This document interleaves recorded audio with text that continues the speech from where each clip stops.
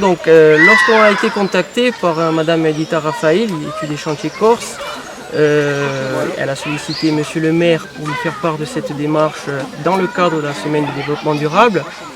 On a immédiatement apporté notre soutien, notre accord.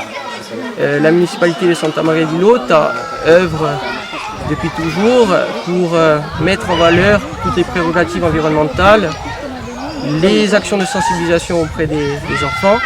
C'est le cas aujourd'hui avec notamment des ateliers divers et variés pour faire prendre conscience de l'importance du recyclage, de la réutilisation des matériaux naturels et pour essayer aussi de faire en sorte que les enfants, les jeunes se réapproprient les lieux de leur nature. Nous, on accueille avec grand plaisir cet événement. La rivière en avait vraiment besoin. C'est un travail qui a démarré il y a 2 ans. 2 ans. Au départ, dans un souci de sécurisation, de nettoyage, d'entretien.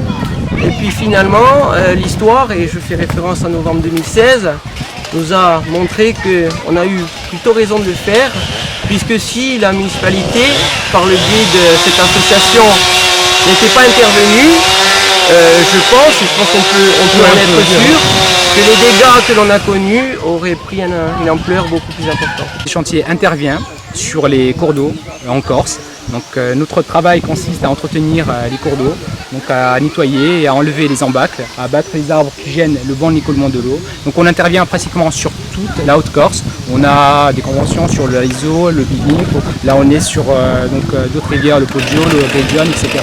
Donc vraiment c'est une activité très diverse et variée. Et donc, le but c'est vraiment de redonner la valeur et de valoriser en fait les cours d'eau qui ont été malheureusement abandonnés depuis très très longtemps.